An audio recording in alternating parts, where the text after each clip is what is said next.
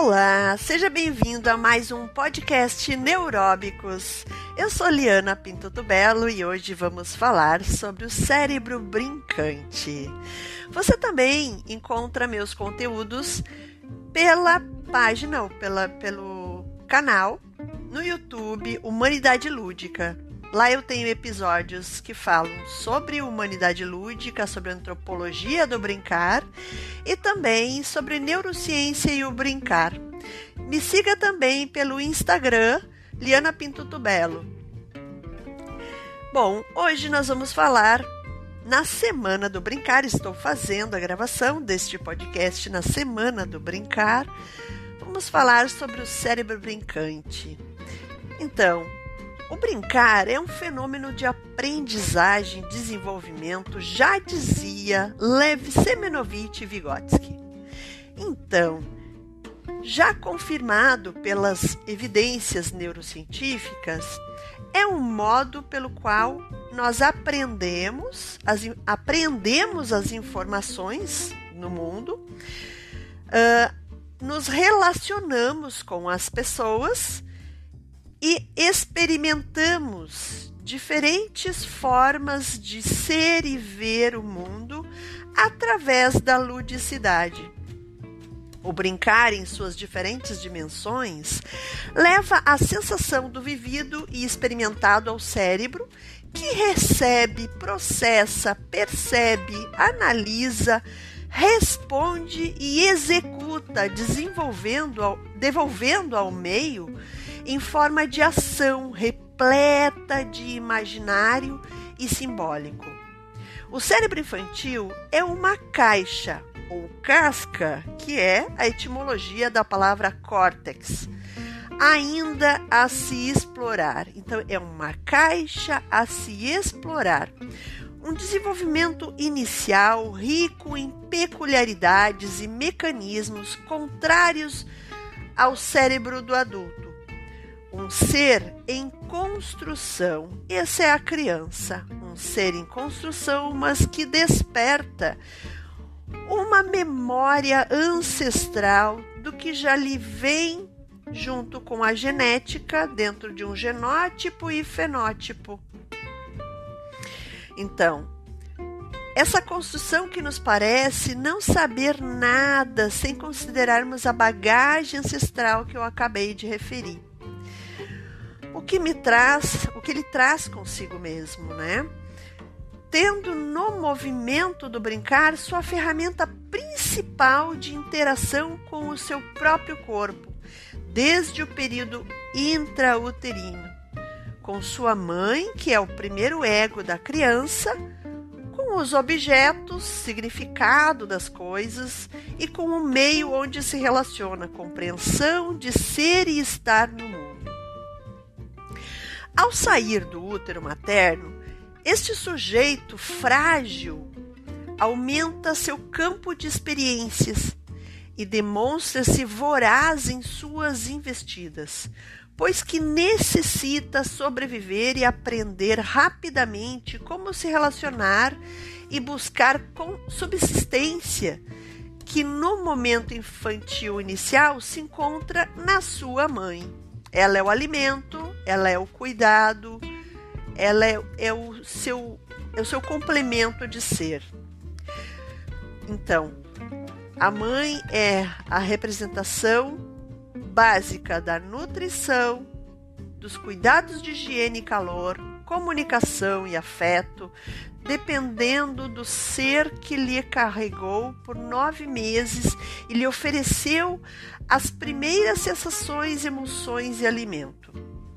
Uma relação íntima e visceral que Edward Hall, um antropólogo americano, chamou de proxemia primeira.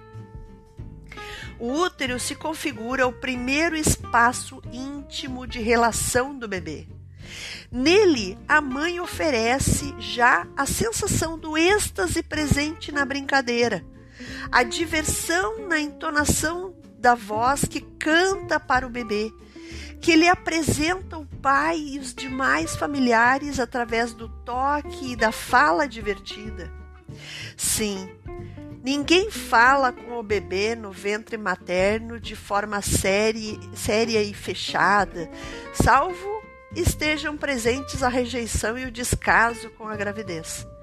E nesse cirandar das relações do bebê, seu cérebro vai se moldando. Redes neurais vão se construindo.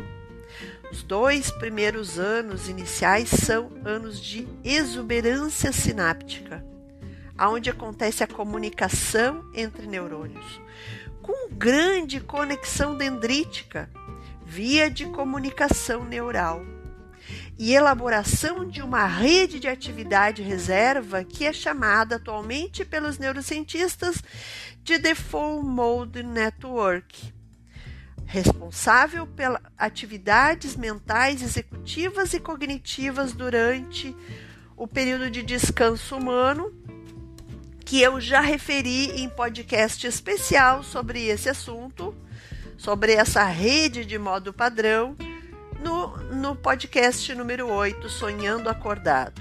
Se quiser saber mais, vá até esse podcast, você vai ter esse assunto aprofundado. Estudar como funciona a Default Mode Network é um grande boom neurocientífico atual, no intuito de entender os processos que acontecem em dependência de estímulos externos, como a evocação de memórias antigas e autobiográficas, planejamento do futuro, esse imaginar e sonhar acordado, a introspecção e os insights que acontecem. O bebê, ainda no útero materno, sonha. Então, que imagens ele recebe? É possível ver o bebê sorrindo nos exames ecográficos, sentindo prazer ou alegria, estar em estado de felicidade, estar em flow, o que denota atividade dopaminérgica. Os centros dopaminérgicos são encarregados da produção, armazenamento e liberação da dopamina, um neurotransmissor essencial para a constituição dos processos funcionais da atenção, do aprendizado e das praxias, da cognição e dos comportamentos motivados, dos estados de humor, da regulação do sono e recompensa emocional, entre outros. É o sistema do prazer e recompensa do cérebro, por isso, está intimamente relacionado ao fenômeno do brincar infantil. O brincar causa prazer, estado atencional elevado e mecanismos de memória e aprendizagens relacionados a aquisições de informações por vias motoras e sensitivas da criança. Anatomicamente falando, o desenvolvimento maturacional dos órgãos cerebrais infantis acontece do occipital, ou seja, da nuca, em direção ao frontal, a testa, ou seja, de trás para frente, e transversalmente do hemisfério direito para o hemisfério esquerdo, conforme Siegel e Tyson, 2015.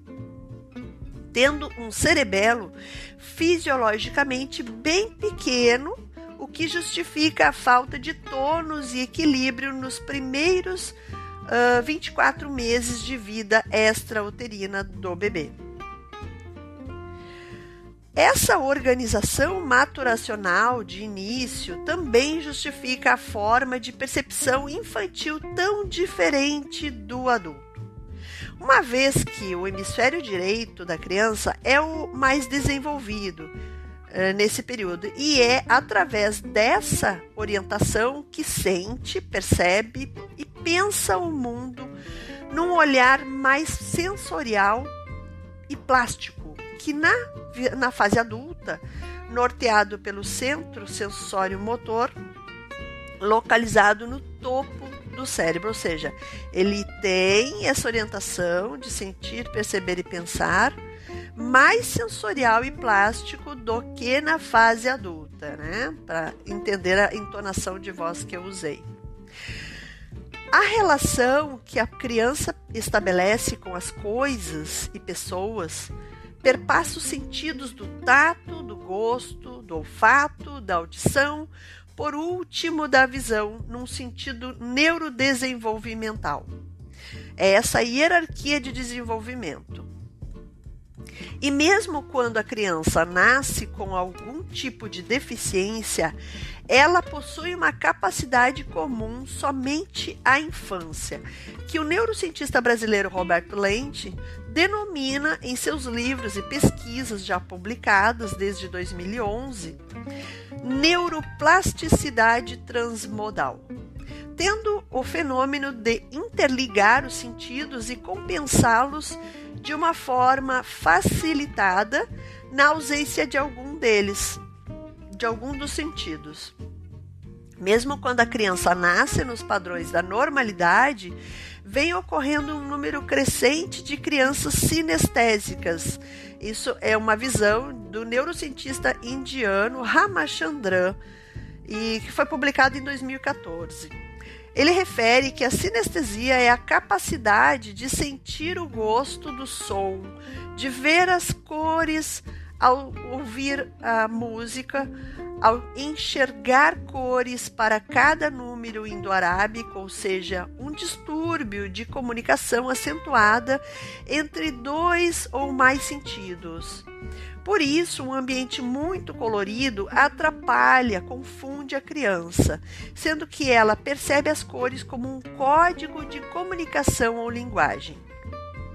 Assim, a percepção da criança que parte do sensorial para o motor, que compreende primeiramente os objetos por sua tridimensão, peso, cor, comprimento, textura, que elabora simbolicamente a partir do movimento exploratório dos objetos, do ambiente, da relação com seus iguais e adultos, necessita de um diálogo ou apresentação do universo adulto mediante a forma de sentir aprender da própria criança.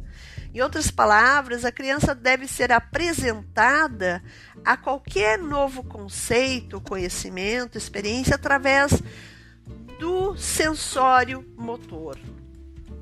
A fala é algo que a criança adquire posteriormente, não é o que ela reconhece inicialmente. O movimento da aprendizagem e percepção do adulto se constitui pela via inversa da criança, uma vez que as crianças são altamente sinestésicas, ou seja, tem essa questão do movimento muito intenso. E os adultos, em sua maioria, são visuais. Pelo ato de brincar, a criança constrói vínculo, explora, elabora hipóteses, testa e descobre as respostas aos desafios que lhes são apresentados naturalmente ou em um ambiente planejado pelo adulto.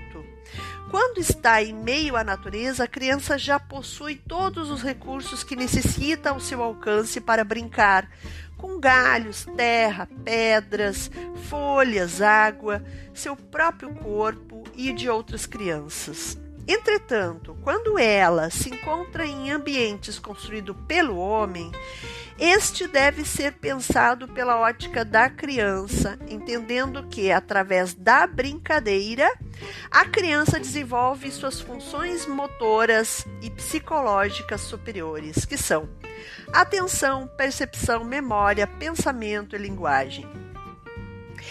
E que o ambiente deve oferecer móveis, instrumentos adaptados a ela e ao tamanho dela. O cérebro humano adora uma novidade, por isso, para que as espinhas dendríticas que se multipliquem nos terminais dos neurônios motores e sensitivos, são necessários novos conhecimentos ou novos caminhos de experiências Então, mesmo que a criança brinque com o mesmo objeto, ela vai ressignificar o uso do objeto toda vez que brincar, porque assim ela está criando novas espinhas dendríticas, criando novas possibilidades para este e descobrindo novos conceitos e novas aprendizagens. A criança constrói rotinas em tudo, com os rituais próprios, e isso não a impede de elaborar novos começos para suas próprias brincadeiras. Desse modo, ela vai fixando memórias daquilo que já sabe e dialogando com as novidades que cria, construindo novas aprendizagens a cada nova experimentação, mesmo que seja com o próprio mesmo objeto. Cada experiência vivida vai imprimindo marcas no nosso cérebro, na região do hipocampo, centro da memória, que eu já tratei num dos meus podcasts sobre memória, que são chamadas esses caminhos, essas impressões de marcas são chamadas de engramas, os traços causados por mudanças bioquímicas e biofísicas no tecido cerebral do diencéfalo, que é o recheio do cérebro onde fica o sistema límbico, o sistema das emoções e da memória. Região límbica que armazena, então, e controla as emoções, entre outras funções também ligadas ao comportamento humano e à organização das funções orgânicas corporais.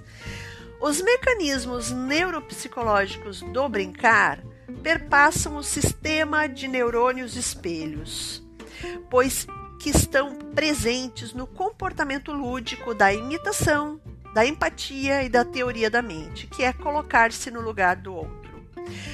Características relacionais observadas em pesquisas com crianças e adultas relacionadas e realizadas pelo neurocientista italiano Giacomo Rizzolatti e seus colegas. O sistema de neurônios espelhos se encontra em inúmeras áreas do córtex frontoparietal, giro frontal inferior e córtex pré-motor, incluindo a área de Broca, área responsável pela fala e compreensão simpráxica, ou seja, da entonação de voz. Também está implicado no sistema de neurônios espelhos a região anterior da ínsula. Isso você encontra em Rizzolatti e Craigero, 2004. O sistema de neurônios espelho contribui na constituição de um senso de self, de noção de si mesmo para a criança, de ajuste cognitivo e de consciência de suas próprias experiências, configurando 1/3 de todo o cérebro infantil até os 3 anos de idade.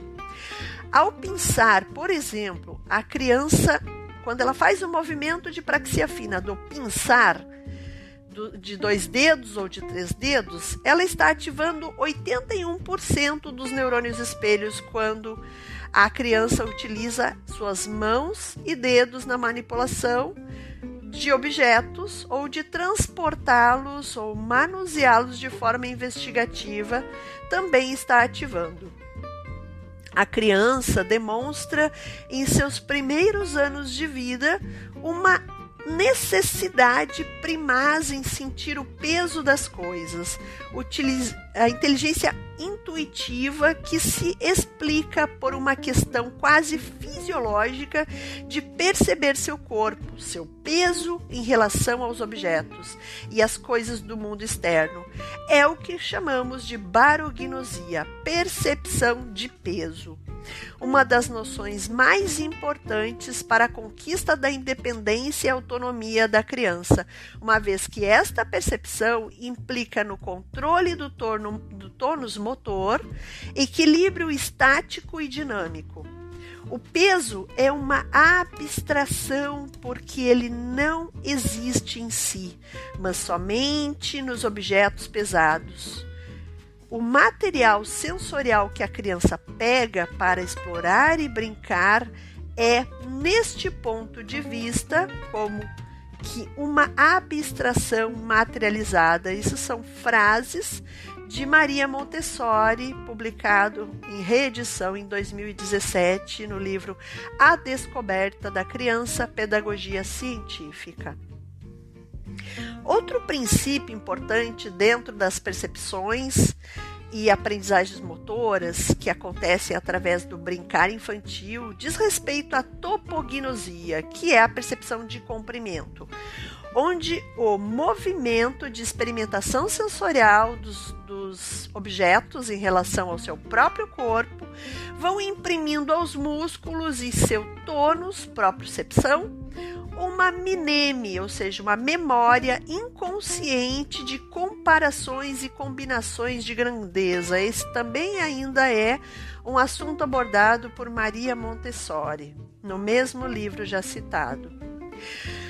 É a matemática e seus conceitos presentes no brincar. Então, quando a criança trabalha com esses princípios de barognosia e topognosia, ela está trazendo conceitos matemáticos para a sua própria experiência. Por isso, é sempre aconselhável que a criança possa ter acesso a materiais naturais e menos a materiais plásticos, sem peso, uma vez que pode retardar a aprendizagem de noções importantes para a aquisição de conhecimentos básicos da criança.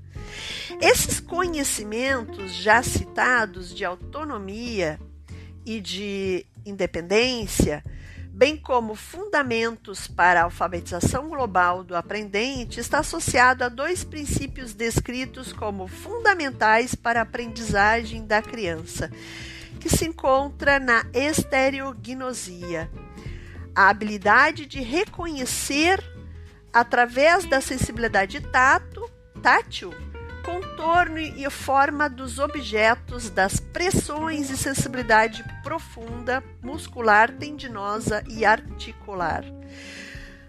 O refinamento dessa habilidade leva a uma mneme inconsciente, resultando numa memória permanente de longo prazo. A estimulação tátil aciona várias regiões do córtex visual. Dessa forma, pelo desenvolvimento da acuidade tátil, a plasticidade transmodal processa informações de outros sentidos como audição, tato e visão. Como eu falei, elas estão interconectadas na primeira infância. Isso vocês vão encontrar em Robert Lent, 2011 e Ramachandran, 2014. Assim, além de serem princípios sensoriais de aprendizagem importante para a aquisição de habilidades para a própria sobrevivência da criança, enquanto uma etapa do desenvolvimento humano, essas três formas de percepção que eu citei configuram-se como essenciais no processo de alfabetização de forma futura, colaborando com os três princípios alfabetizadores da escrita, leitura e matemática no currículo formal, que são eles: a criança reconhece a tridimensão dos objetos por uma percepção filogenética das imagens. Para isso, então, ela necessita da topognosia, da barognosia e da estereognosia, da percepção de peso, de comprimento e de texturas. É o que eu referi agora há pouco, só reforçando. Então, o seu cérebro é constituído de uma região bilateral. O cérebro da criança é constituído de uma região bilateral que Stanislas Dehaene chamou de Little Box, caixa de imagem ou Visual Word Form Area, que fica na região fusiforme do hemisfério direito e esquerdo do cérebro, correspondente à área 37 de Brodmann. Sobre a Little Box, eu referi no episódio do podcast Neuróbicos que eu falo sobre o neurônio que lê. É só você acessar e ouvir que você vai ter esse assunto mais aprofundado. Mas, devido à sua função primordial de reconhecimento visual de imagens, Derrani descreve em sua teoria que a aprendizagem de códigos gráficos, chamado de letras, precisa que o cérebro passe por uma reciclagem neuronal, aonde o hemisfério esquerdo, a little box do hemisfério esquerdo, deixa de reconhecer imagens e passa a reconhecer caracteres gráficos. Dessa forma, a criança necessita dos objetos primariamente para compreender as coisas em um mundo concreto. Aos poucos, a partir das experiências, ela irá representar os objetos por imagens bidimensionais no plano do papel. O adulto educador tem a missão de realizar a apresentação respeitando essa hierarquia do tridimensional para o bidimensional. Nosso cérebro, filogeneticamente, tem a capacidade de reconhecer objetos, rostos, fisionomias conhecidas dentro de um padrão de memória ancestral. Por isso, reconhecemos alguns animais como perigosos, por exemplo, como o caso das serpentes na nossa cultura ocidental, uma vez que os nossos antecessores nesse lado da Terra tinham já medo de cobras. No Oriente, isso já não acontece, sendo alguns desses répteis tratados como animais de estimação. Então, temos um dos princípios alfabetizadores estabelecidos: apresentar o conhecimento das coisas do tridimensional para o bidimensional. Estou reforçando isso, porque é muito importante que fique claro. O brincar, ele está diretamente associado a esses 3 princípios que eu estou referindo. Alguns métodos educacionais que desenvolvem a aprendizagem da criança através dos sentidos, como, por exemplo, Montessori, respeitam o modo como o cérebro da criança se desenvolve e percebe as coisas, trazendo outro princípio alfabetizador pertinente à compreensão da criança, que é apresentar o mundo da informação do macrocosmos para o microcosmos, ou seja, quanto mais jovem a criança, maior deverá ser os objetos e em pouquíssima quantidade. Exemplificando, um cesto com brinquedos para bebês de até 2 anos e meio deve conter no máximo 3 objetos, que é o chamado cesto dos tesouros, podendo conter imagens reais de cada objeto para que a criança realize um pareamento, além de brincar com os objetos no manuseio. Lembre-se que no início de seu desenvolvimento da noção de corpo ou esquema corporal, o bebê percebe sua cabeça e tudo é grande para ela. Quando começa a rabiscar no papel, desenha cabeças enormes. Aos poucos, vai reduzindo o tamanho de suas representações ao observar o mundo e as pessoas que lhe são referência. Outra curiosidade que as crianças apresentam é com animais grandes como os dinossauros. Adoram perguntar sobre esses grandes répteis pré-históricos, assim como querem saber sobre o planeta Terra e o universo, onde ela, a criança, está situada, por exemplo, dentro desse planeta. Esta é uma das perguntas que mais frequentemente recebo das crianças das escolas de educação infantil. O terceiro princípio alfabetizador refere-se ao sentido da escrita e leitura no nosso hemisfério ocidental do planeta. A leitura que realizamos nos nossos textos acontece da esquerda para a direita e de cima para baixo, certo? Pois é, se você observar como a maior parte das línguas orientais são escritas e lidas, se configuram exatamente ao contrário. Veja a escrita, a leitura originais da língua japonesa, coreana, chinesa, árabe, siríaco, mandeia, taana, entre outras. O processo da leitura da esquerda para a direita é arbitrário ao modo natural do desenvolvimento do cérebro da criança, ou seja, o movimento natural para ela seria ler da direita para a esquerda e de baixo para cima. Emília Ferreiro já descrevia esse fenômeno juntamente com Anna Teberoski em seu livro célebre Psicogênese da Língua Escrita.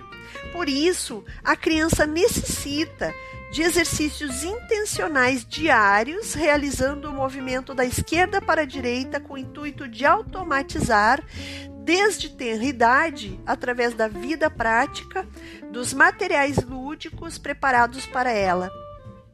Um exemplo é preparar um material de vida prática, aonde a criança terá o desafio de transpor o objeto com uma pinça de um pote que se encontra à sua esquerda para um pote que se encontra à sua direita. Outro exemplo é transpor a água, ou versar água, ou melhor, de uma garrafa que está servida à esquerda da criança para um copo que está à sua direita, dentro de uma bandeja de borda alta para dar limite concreto do exercício para a criança e evitar o erro ou que ela derrube.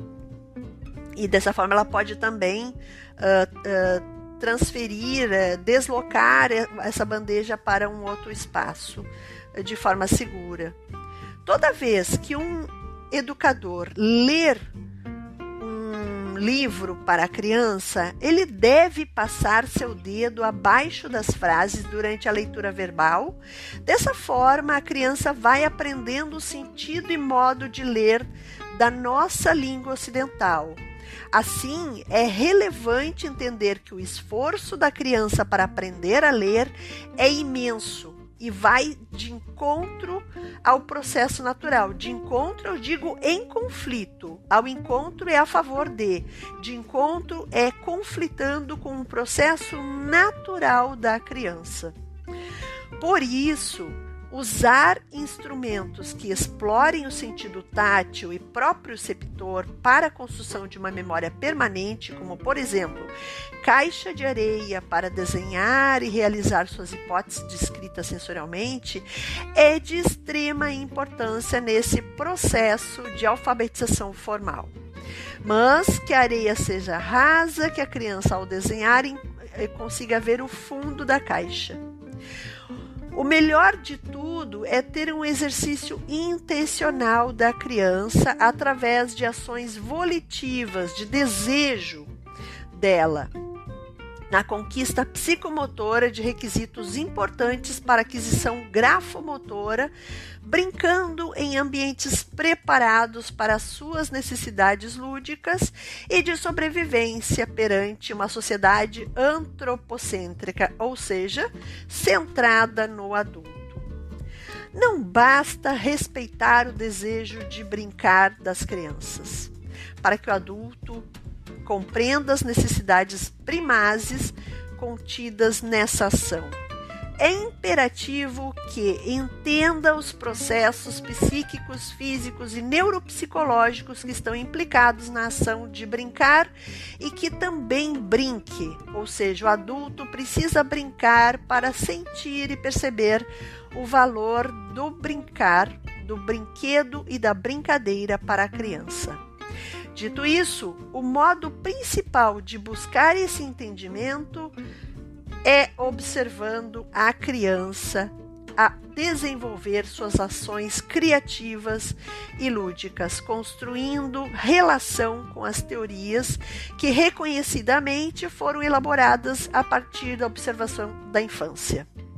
O brincar, para Meltsov e Vygotsky, reside na microgênese, no plano microgenético que se encontra entre o saber e não saber, momento em que a observação da ação do outro e a imitação, mecanismos de aprendizagem, constituem-se a zona de desenvolvimento proximal, teoria essa que nos foi deixada pelo Lev Semenovich Vygotsky. Este psicólogo russo relata que a microgênese é definida pela ação vivenciada pelo sujeito de modo muito particular e que ela provoca transformações e desenvolvimento das funções psicológicas superiores já referidas aqui, construindo um conectoma, ou seja, uma arquitetura das ligações neuronais único, ou seja, único de cada indivíduo. Nenhum conectoma é igual ao outro, nem o nosso mesmo é igual ao próximo do dia posterior ou do dia anterior, porque a cada nova aprendizagem a gente vai mudando a arquitetura das nossas ligações neuronais. Werner, 1999, lembra que a microgênese revela ainda um esforço pessoal do indivíduo em executar com excelência uma tarefa, procurando as melhores soluções a partir da experimentação que acontece através da atividade do giro cingulado anterior. Dentro desse paradigma desenvolvimental de Vygotsky, o indivíduo evolui ao longo de toda a vida e a partir de sua interação com o ambiente, com seus iguais, dentro de 4 planos genéticos, da qual o plano microgenético faz parte juntamente com a filogenética, com a ontogenética e a sociogenética. O plano filogenético diz respeito a uma bagagem ancestral que o ser humano possui e pelo qual seleciona a partir de estímulos ambientais, ampliando a capacidade adaptativa em prol de sobreviver e perpetuar a espécie. Deste modo, o cérebro humano foi arquitetado para obter processos como mapas cognitivos, filtros perceptivos, códigos de aprendizagem, preparando nossa experiência para que traga resultados evolucionistas, uma espécie de inteligência antropogenética que possuímos. Das premissas constituintes no plano ontogenético, tendo por base na integração sensorial e na mielinização, o indivíduo tem em seu próprio corpo o instrumento vital para conquistar o espaço de imaginação e o controle de suas ações no ganho das capacidades cognitivas e emocionais. Lembrando que mielinização é o processo maturacional pelo qual os neurônios recebem bainha de mielina e vão se tornando mais competentes em suas funções, que entre elas se encontra levar a informação de um neurônio ao outro com maior eficiência. Então, esse processo de mielinização, ele acontece durante toda a infância e ele só vai estar quase totalmente concluído na 4ª década de vida do indivíduo. A vitória adaptativa ontogenética humana se dá através do processo organizacional, estruturante e, ao mesmo tempo, plástico das funções integradoras e sensoriais do sistema nervoso. Dessa forma, quero referir que nada acontece fora de uma dança plástica e harmoniosa das atividades cerebrais onde as funções cooperam e se integram para que as ações sejam executadas. E que o desenvolvimento humano responde a um plano progressivo de ganho de habilidades desde a concepção até a fase adulta. Quando então, num processo de retrogênese, o indivíduo inicia uma corrida inversa, perdendo em habilidades motoras, outros sim, ganhando em sabedoria e conhecimentos de como usar as informações conquistadas até o dia de seu dessomar, ou seja, de sua morte. O pensamento sociogenético traz o movimento de internalização de todas as dimensões da experiência humana, sendo esse plano o diferencial como salto quântico entre a psicologia animal e a psicologia humana. Encontra-se aí em Baldwin, Mead e Vygotsky pesquisas pioneiras no pensar as interações sociais como base do desenvolvimento das suas funções psicológicas superiores. Por último, quero referir o brincar como exercício motivacional da investigação na busca do conhecimento através do movimento exploratório e associativo da criança. A motivação tem seu centro no sistema mesolímbico, centro das emoções e das reações de sobrevivência, uma pulsão primitiva da espécie humana. Por isso, se configura como um comportamento ancestral também de subsistência da espécie. Os neurônios dopaminérgicos traçam, a partir da ação motivada, marcas já referidas como engramas no centro da memória, que é o hipocampo, também localizada na região límbica ou de encéfalo, sistema límbico ou de encéfalo, chegando ao núcleo accumbens, que é o centro de recompensa, e gerando muito prazer pela conquista realizada durante o brincar, durante aquele momento de experimentação da criança. Dessa forma, ao imprimir marcas, quando o estímulo é motivador negativo, também teremos sensação de frustração e tristezas acionados, o que leva o indivíduo a ter um decréscimo de dopamina no sistema, gerando um efeito contrário ao que se deseja. Precisamos, então, enquanto educadores, ser mobilizadores do que o psicólogo Mihaly Csikszentmihalyi chamou de FLAW, estado de fluxo emocional positivo. Este estado coloca o sujeito em condição de prazer absoluto pela experiência vivida, que para a criança chamamos em Heráclito de tempo aion. Um tempo de grande entrega e intensidade. É o tempo do brincar. É o que, em Jorge La Rosa, filósofo espanhol da atualidade, poderemos chamar de experiência de si. O brincar é a experiência de si. É um fenômeno do comportamento humano palpável pela ciência. Deve estar em evidência nas pesquisas, uma vez que é uma pulsão natural do ser humano. E presente, na verdade, em todo o processo de desenvolvimento do ser humano até a velhice.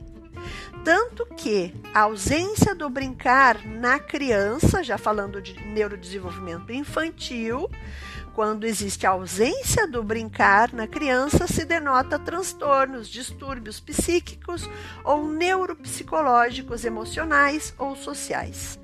Diferente do brincar dos demais animais, a ludicidade humana apresenta uma atividade que conecta os dois hemisférios cerebrais, as áreas sensório-motoras e cognitivas de alto nível, estimulando a ampliação de inteligências e habilitando o indivíduo para conquistas humanas evolutivas como o pensar simbólico, a observação e o colocar-se na situação do outro, que é a teoria da mente.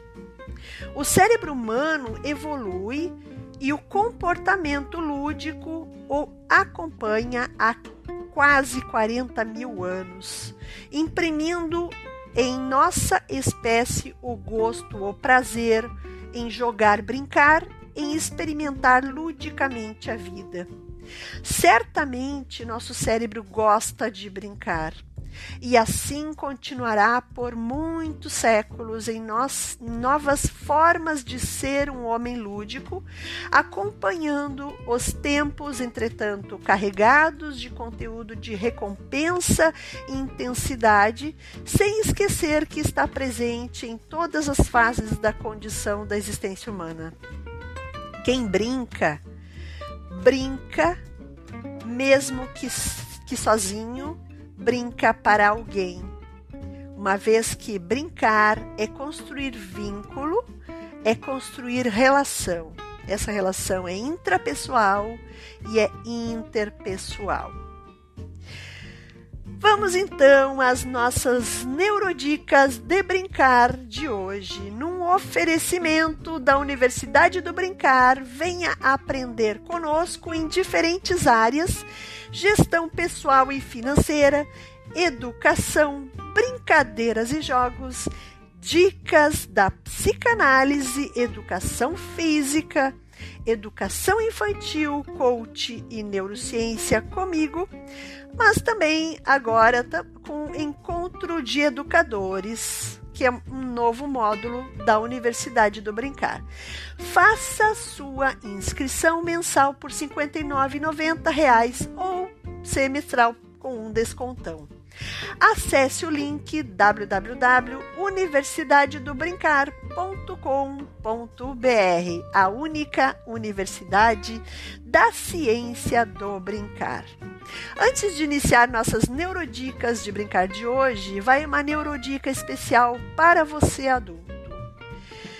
Imagine, pegue um tempo para você fazer algo que lhe divirta, né? Que lhe diverte. Sinta esse flow, sinta essa dopamina do brincar em coisas que você gosta de fazer. Tenha um tempo só para você. Que seja meia hora, que seja 20 minutos, mas brinque do jeito que você gosta de brincar. Se ler é seu jeito de brincar, leia. Se montar um quebra-cabeça é o seu jeito de brincar, faça isso. Se é conversar com um amigo, faça.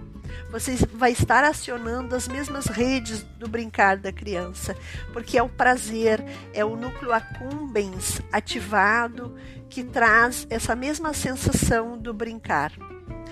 Então, neurodica de brincar de hoje. Número 1. Organize espaço específico de brincar, aonde a criança possa ter acesso visual e físico aos materiais lúdicos.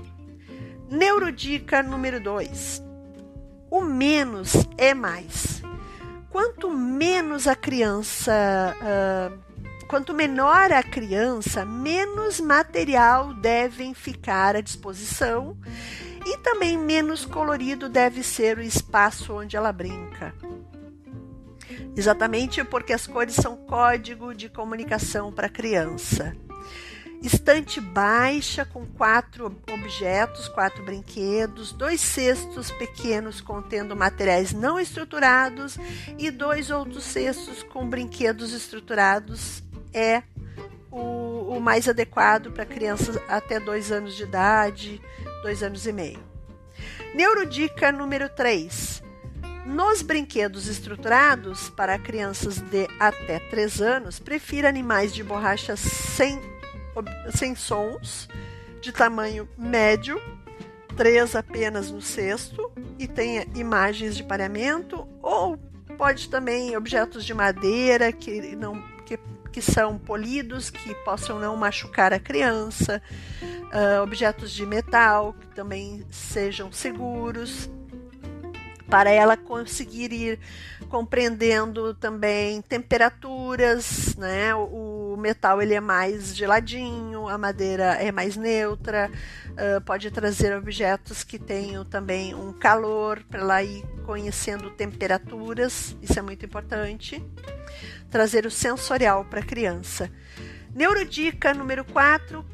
Crianças até 3 anos necessitam de material de empilhamento, cubos, peças de forma de prisma, de madeira ou qualquer outro material que tenha um pouquinho de peso para que ela consiga fazer o exercício da barognosia. Neurodica número 5. Também necessitam de objetos para fazer o exercício do Fordá, que é a ausência-presença, fazendo o exercício do distanciamento da mãe aos pouquinhos, como balde para colocar objetos dentro, caixa com furo para colocar bolinhas e depois retirá-las. Neurodica número 6, tenha um tapete de brincar. Não precisa ser grande, pode ser de 80 centímetros por 60 centímetros, de 1 metro por 80 centímetros, mas que tenha um espaço adequado que faça uma borda para ela, né? Um limite para ela colocar seus materiais de brincar. Neurodica número 7, nos demais ambientes da casa tem alguns móveis adaptados para a criança para que ela possa realizar seu exercício de imitação do adulto, que são as representações sociais. Neurodica número 8, tenha um vidro de janela ou espelho com moldura e caneta de desenhar em vidro para que a criança possa estudar sua imagem, desenhar, percebendo-se e criando através da sua própria imagem. Ou da imagem através de um vidro de uma outra pessoa também é bem bacana. Neurodica número 9. Para os maiores, reserve meia hora de seu dia para jogar ou brincar com a criança. Entregue-se à brincadeira nessa meia hora. Será bom para ambos, para a família e sem presença de celulares ou telas. Nossa última neurodica de hoje, a neurodica número 10. Perceba, observe seu filho ou educando, veja como ele brinca o tempo todo. Seja na hora da alimentação, seja quando vai ao banheiro, a criança é ação de criar. Ela está sempre elaborando falas, histórias ou manipulando objetos, às vezes até o próprio corpo. Ela imagina, fala e se interage com o ambiente, sempre construindo novos conhecimentos, construindo novos conceitos, também curando conflitos internos e formando resiliência. Por hoje, então, é o nosso maior podcast até agora, na nossa sequência, né, da Neuróbicos. Te vejo, ou te vejo não, mas você me ouve no próximo podcast amanhã, porque eu sempre gravo toda quarta e quinta-feira. Beijos lúdicos!